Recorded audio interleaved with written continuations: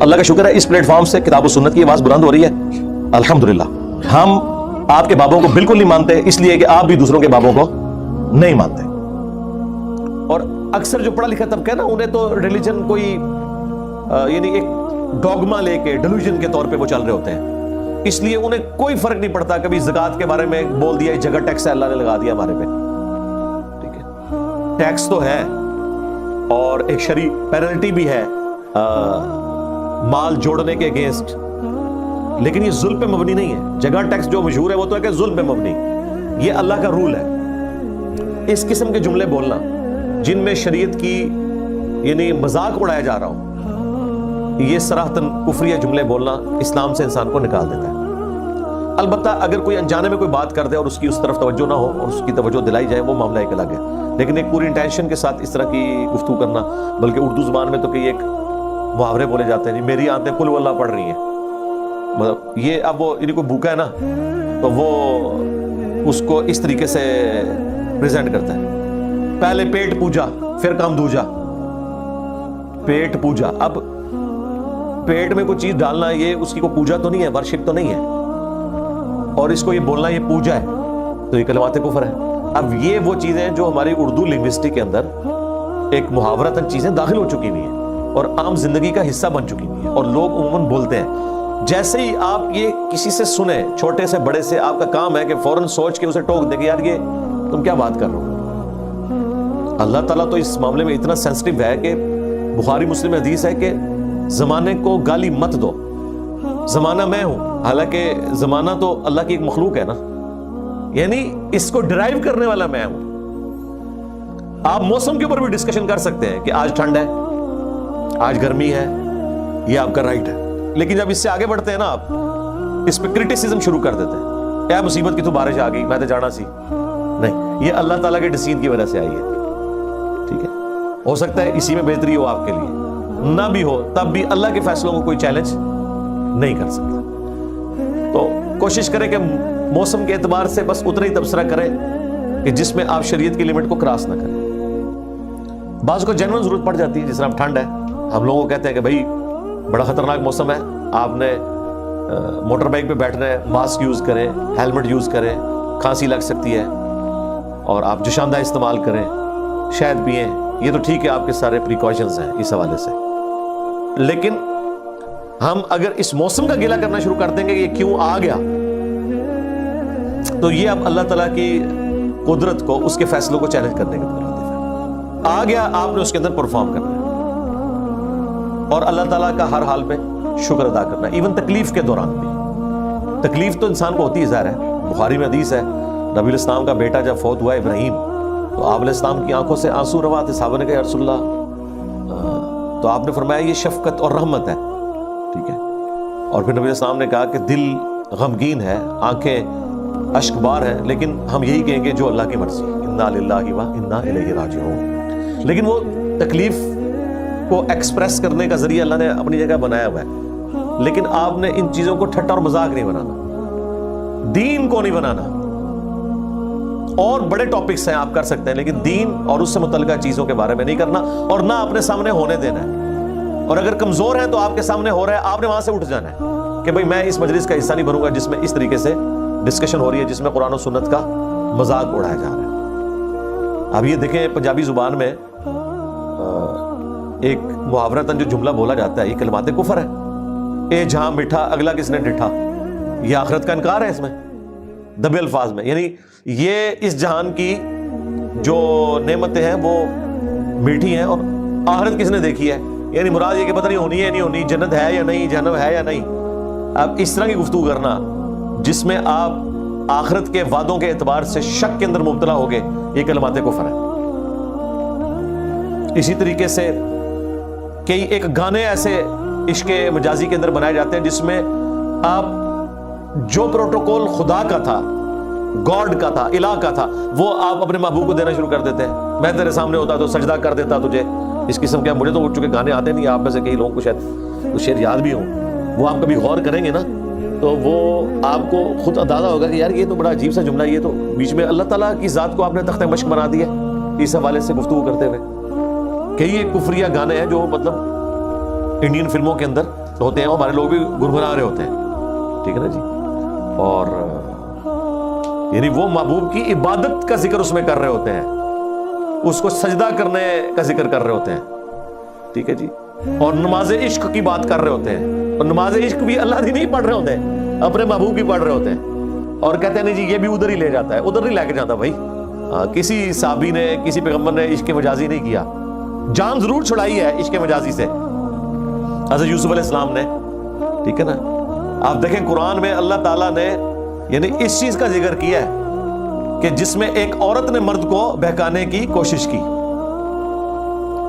لیکن عموماً یہ ہوتا ہے کہ مرد عورتوں کو بہکاتے ہیں, اس طرح کا کوئی واقعہ قرآن میں نہیں آیا ہوا. قرآن میں ایک بڑا ایکسٹراآرڈنری واقعہ آیا ہے حضرت یوسف علیہ السلام کے کیس میں, جس میں ایک عورت نے مرد کو بہکانے کی کوشش کی. یہ بھی بڑی حکمت ہے. میں اگلے دن اس کے اوپر بھی سورہ یوسف پڑھتے ہوئے سوچ رہا تھا کہ حالانکہ دوسرے والے واقعات تو زیادہ ہوتے ہیں, یہ واقعہ اللہ نے اسپیشلی ذکر کیا ہے. اس کی وجہ یہی ہے کہ معاشرے کی بہتری اس وقت ہوگی جب مرد کی تربیت پہلے ہوگی. عورت تو اس کے اوپر ڈیپینڈنٹ ہے, مرد کو پہلے خود کریکٹر والا ہونا ہوگا, تب وہ اپنی عورتوں کو, خواہ وہ بیٹیاں ہوں, خواہ اس کی بیوی ہو, خواہ بہن ہو جو اس کے انڈر آتی ہو, اس تک بات اسی وقت کر سکتا ہے جب اپنا کریکٹر ہے اس کا. تو اس اعتبار سے اللہ تعالیٰ نے اسپیشلی اس واقعے کو بھی ذکر کیا. تو یہ ساری کی ساری چیزیں دیکھنے کی ضرورت ہے. اور یہاں پہ دیکھیں سیدھا سیدھا فتویٰ ہے. لوگ تو کہتے ہیں کیا فرق پڑتا ہے جی, لوگ چھوٹی چھوٹی بات پہ کہتے ہیں جی اس طرح کرنے سے انسان کافر ہو جاتا ہے. بھائی جن باتوں سے کافر ہوتا ہے اس سے تو ہو جاتا ہے. آپ قرآن کا مذاق اڑا دیں, روزوں کا مذاق اڑا دیں, زکوٰۃ کا مذاق اڑا دیں, حج کا مذاق اڑا دیں, کعبہ شریف کا مذاق اڑا دیں, دین کے کسی فرض رکن کا مذاق اڑا دیں, فرشتوں کا مذاق اڑا دیں, ٹھیک ہے. تو اس سے تو اور یہ اڑاتے تھے, وہ کافر کہتے تھے نا کہ وہ جب قرآن میں نازل ہوا نا کہ دوزخ کے اوپر 19 فرشتے ہیں, تو وہ ایک عرب کا سردار تھا, اس نے کہا اتنے تو میں سنبھال لوں گا, باقی تسی دیکھ لینا. فرشتہ تو ایک بھی ہو بہت ہے, فرشتے کی تو ضرورت ہی نہیں ہے, یہ تو ایک سمجھانے کے لیے. اللہ تعالیٰ کا جب امر کسی کے اوپر جاری ہو جائے تو نہ اس کا ہاتھ اٹھ سکتا ہے, نہ وہ چل سکتا ہے, نہ وہ دیکھ سکتا ہے. یہ تو اللہ کی قدرت ہے کہ کسی کو طاقت دی ہوئی ہے اور برداشت کیا ہوا ہے اپنی نافرمانیوں کے باوجود. جو فالورز ہیں اگر وہ توبہ کر لیتے ہیں, ان کے چانس ہے کہ اللہ تعالیٰ ان کو معاف کر دے, ان کے معاملات آگے کے سدھار دے. لیکن جو کفر کے پیشوا ہوتے ہیں نا, ان کو معافی کی بھی توفیق نہیں ملتی. اکثر آپ دیکھیں گے بعض فالورز جو اپنے بڑوں کے پیچھے مارنے مرنے کے اوپر اتر آتے ہیں, ایک وقت آتا ہے انہیں ہدایت مل جاتی ہے. اب ہونا تو یہ چاہیے کہ اگر ایک بڑے لیڈر کے فالوور کو ہدایت مل گئی ہے تو لیڈر کو تو پہلے ملے, وہ تو اس کا بڑا ہے, اس سے زیادہ سمجھدار ہے. اگر ایک چھوٹے کو بات سمجھ آ گئی ہے تو اسے کیوں نہیں آ رہی؟ سوچنے والی بات ہے نا. وہ اس لیے نہیں آتی کہ وہ یہ دوسری کیٹیگری میں فال کرتے ہیں کہ یہ اصل مجرم ہے. جب اصل مجرم ہے, اور وہ اصل مجرم اس لیے ہے کہ جو فالوور ہے نا وہ بیچارہ انجانے میں دھوکے کی وجہ سے غلطی پہ چل رہا ہے. لیکن بڑے کو تو سب کچھ پتا ہے کہ کیا کچھ لکھا ہے قرآن و سنت میں, اس کے باوجود وہ اس کو مولڈ کر کے اپنے اعتبار سے بیان کر کے پیش کرتا ہے, اور کتنی اسے تکلیف اٹھانی پڑتی ہے آپ سوچ نہیں سکتے. مشکات کی شرح لکھی مفتی احمد یار خان نعیمی صاحب نے, اور جب قبروں سے متعلق احادیث آئیں کہ قبروں پہ عمارتیں نہیں بنانی, قبروں کو پکا نہیں کرنا, یہ ساری چیزیں, تو اس سے پہلے انہوں نے کئی صفحے کالے کیے صرف اس بات کے لیے کہ کوئی یہ احادیث پڑھ کے ہمارے مزارات کے خلاف نہ ہو جائے. اور وہ جو باتیں کی اس میں انہوں نے پہلے ہی ایسے دھوکوں میں مبتلا کر دیا کہ یہ تو کافروں کی قبروں کا ذکر ہو رہا ہے, یہ مزارات اس میں نہیں آتے, یہ نہیں ہوتے, وہ نہیں ہوتے, اور اس طرح کر کے اتنا معاملے کو ایمبیگوس کیا تاکہ وہ کوئی حدیث پڑھے بھی. یہ لوگ اکثر کہتے ہیں آیت علماء نے حدیث پڑھی ہوئی, آیت وہ پڑھی ہوئی ہے, لیکن انہوں نے اس لیے نہیں پڑھی کہ اپنے آپ کو ان کے سامنے پیش کرنا ہے, بلکہ وہ اس لیے پڑھی ہے کہ ان کا جواب دینے کی کوشش کریں. صحیح بخاری بریلویوں نے چھاپی ہے, شبیر برادرز نے, صفوں کے صفحے کالے کر دیے پہلی جلد کے اندر 60 میں, جس میں انہوں نے فقہ حنفی کے فضائل اور پوری دنیا میں ہم ہی ہم ہیں, اور یہ کر کے تاکہ اگر بخاری شریف کوئی کھولے اور اسے پتا چلے کہ یار اے مسئلہ بھی فراڈ, اے بھی فراڈ, اے بھی فراڈ, اے بھی فراڈ. تو یعنی وہ شروع کے صفحے لکھ کے خود اعلان کر رہے ہیں کہ آگے جو اوریجنل دین شروع ہونے والا ہے نا, یہ جو ہم مقدمہ اس لیے لکھ رہے ہیں کہ وہ ہم بالکل اس سے الٹ چل رہے ہیں. ویسے تو کتابوں کے مقدمے جب لکھے جاتے ہیں نا تو ان میں یہ لکھا جاتا ہے کہ اب جو میں کتاب لکھنے جا رہا ہوں اس میں یہ چیزیں آئیں گی, آپ نے دیکھنا ہے کہ آپ کہیں غلط تو نہیں کر رہے, اپنے آپ کو اس کتاب کے مطابق درست کر لینا ہے. لیکن یہ کون سی کتابیں ہیں جن کے مقدمے یہ لکھتے ہیں یہ بتانے کے لیے جو آ رہا ہے اس کو آپ نے نہیں ماننا. ایاک نعبد و ایاک نستعین کا مقدمہ یہ لکھا ہوگا کہ اللہ سے بھی مانگنا ہے, دوسروں سے بھی مانگنا ہے. اور آپ کو یہ منافقت نظر آ رہی ہوگی. لہٰذا جتنی منافقین کے بارے میں نٹوریس باتیں قرآن میں ذکر ہوئی ہیں وہ آپ کو من و عن ان میں نظر بھی آئیں گی. یعنی ایک آج کا مسلمان کہتا ہے جی میرے لیے قرآن میں کیا ہدایت ہے, تیرے لیے وہ تو ہے جو یا ایھا الذین آمنوا ہے, وہ تو ہے ہی ہے, وہ تو ڈیٹم لیول ہے, لیکن اصل میں تو یا ایھا الذین آمنوا تو نہیں ہے.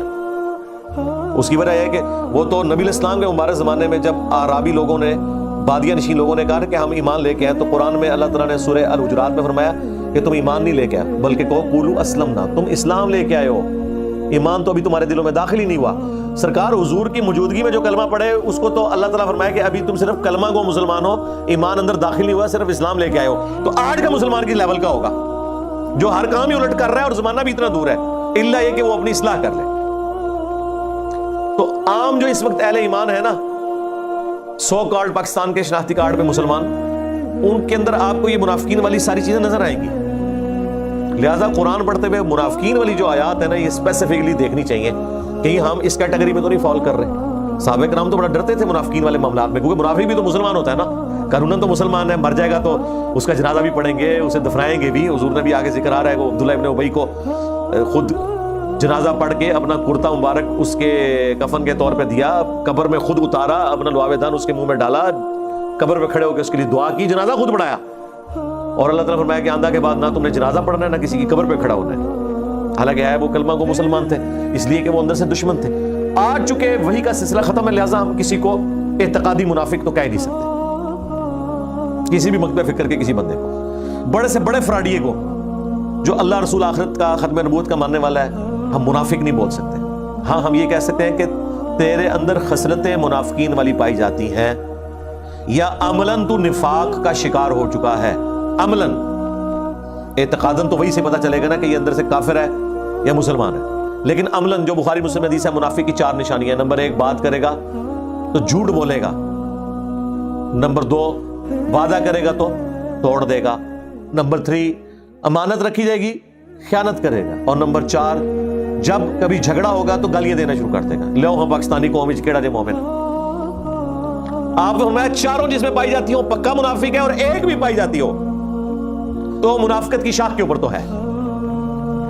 تو یہ تو اوورال امت کا ایک سمجھ لیں ایک طرح امتیاز بن چکا ہے انورٹڈ کاماز میں, کہ بات کرتے ہیں اور یقین نہیں ہے کہ وہ پوری کریں گے. کہتے ہیں میں کیا صرف وعدہ تو نہیں سی کیتا, بھائی وعدے کے لیے ضروری ہوتا کہ میں وعدہ کرتا ہوں, آپ نے کمٹمنٹ کر دی آپ پابند ہیں, الا یہ کہ بہت بڑی کوئی آپ پہ آفت ٹوٹ گئی تو آپ معذرت کر لیں, ادروائز جب زبان دے دی بس دے دی.